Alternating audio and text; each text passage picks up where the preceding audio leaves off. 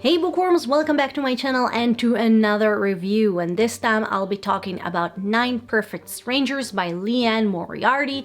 And honestly, I've never heard of this book before until I recently saw a trailer to the Hulu show based on it, and it sounded interesting, a little mysterious, so just a little background on it. So 9 Perfect Strangers is about 9 strangers, except this one married couple and 3 family members, mom, dad, and daughter, and they all meet in this super fancy wellness center for a 10-day wellness cleanse journey that should completely transform them. And it's soon been made clear that the manager of the spa is a very unusual person who uses very unusual means in order to inspire awareness and change in her guests. So, will they be completely changed afterwards? Will they be able to survive 10 days without coffee and alcohol?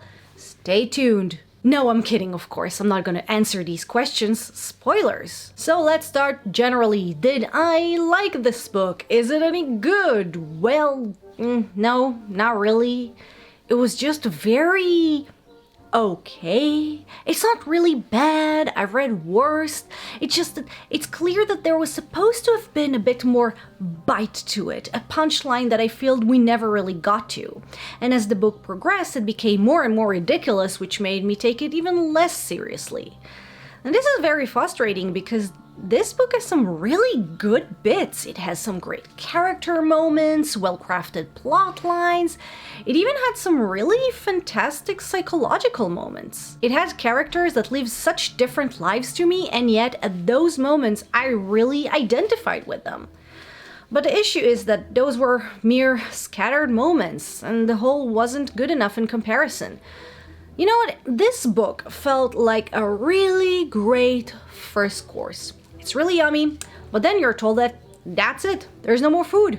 You're supposed to be fully satiated with just a first course. I mean, look guys, I like bruschetta as much as the next person, but as good as it is, it will not be enough for me. I need some pasta. Ooh, I do need some pasta. Okay, so if you want to focus on positives, this book was a very fast read, and as I mentioned, it had some really good moments. But it's one of those books that you start reading, things are looking good, you're introduced to all the characters, and there are personal conflicts and issues. But then comes a moment when you say, hold on, it's been like 50% of the book and I feel like I'm still reading the introduction. It is so frustrating. It's been a long time since I read a book with such a strange dichotomy between greatness and what the fuck. It's like someone came up with some really great ideas, but then somebody else started messing with it and just editing it in a very bad way. Okay, so 50% of the book was basically introduction. What about the other 50%? Maybe the book is at least half good? Well, I did mention it became more and more ridiculous though, didn't I? I won't get into spoilers, but I also realized that the actual plot isn't clear from what I wrote, but yes, it's about people's experiences at a wellness center. That's it. Prior to reading this book, I didn't know if there's going to be a death or another tragedy in the retreat, or we'll find out that something supernatural is going on, or it's going to be like the movie A Cure for Wellness. But no, nothing as exciting. There's nothing supernatural or sci-fi going on. This book is also neither a mystery nor a thriller, as I assumed it would be from the vibe of the trailer. Here goes. Basically, in the midpoint of the book, the group realizes that there's something going on that isn't kosher, so they have to deal with it, but it's not as simple as simply walking away from the retreat. And yeah, this happens in the midpoint of the book. Until then, it felt like there's nothing going on. It was a fast read. It wasn't boring per se because the writing was engaging, but nothing was happening, only backstories and people's thoughts. Which brings me to another point. The book keeps switching between points of view of different characters. And it was interesting to a point, and this writing style has value, but it got old very quick, old and repetitive, especially with the characters who already know each other. We do get a different perspective of the same story, but I feel that there's a rather short grace period of repeating stories.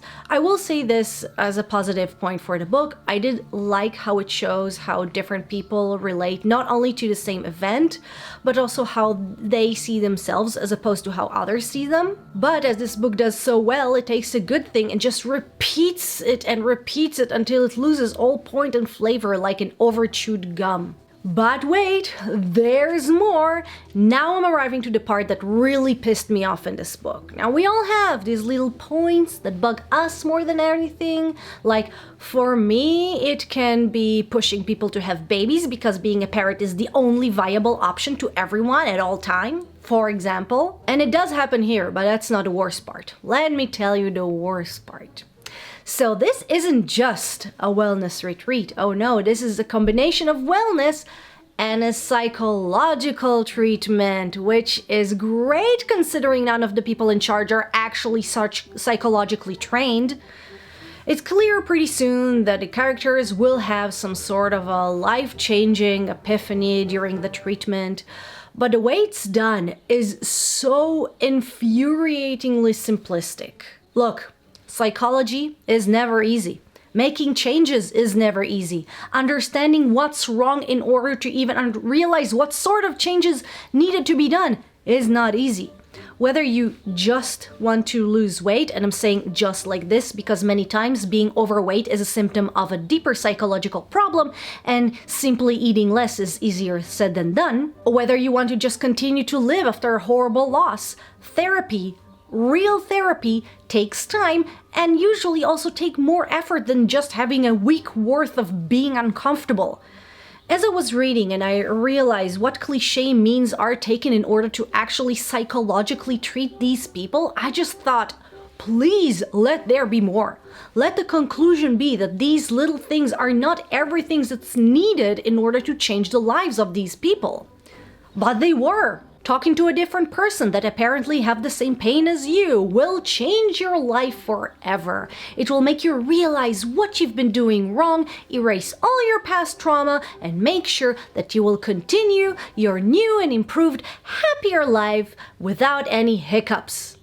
And just in case you haven't picked up on my sarcasm, that is really wrong and I hated it. Pop culture that endorsed this idea that psychological life changes, dealing with traumas, healing from loss, solving relationship issues, overcoming addiction, is somewhat a quick process, a process that can be done without any help, a process that you do once and that's it, is, in my opinion, dangerous. It's just as bad as those movies that romanticize depression and imply that love will cure it. The road to recovery is not smooth. It's not even a road with a clear starting and ending point.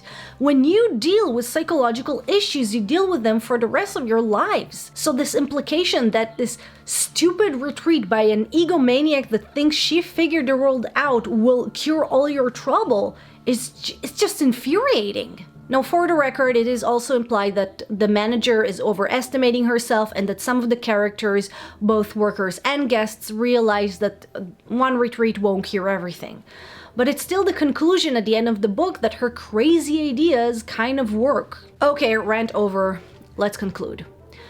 I think the biggest question here is, why did I even read this book? It's not my thing, it's not my taste, and as I mentioned, I pretty much only read it after watching the trailer that, implied some mystery. It was a fast read, and if you don't always nitpick your books the way I do, you might enjoy it. If you're looking for something more lightweight about regular people problems, then you might enjoy it.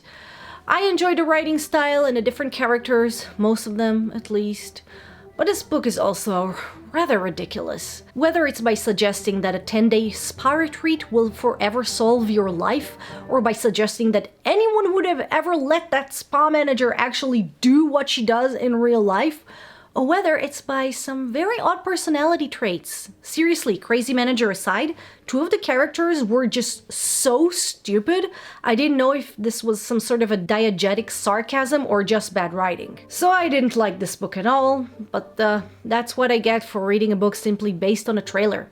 If I was smarter, I would have looked beyond the, hey, Nicole Kidman, and would have seen the, oh no, Melissa McCarthy, who by the way was an awful casting choice for Francis. But whatever, you know, it made my last flight more bearable, and that's it. It was quick, and I'm over it. Not going to watch the show.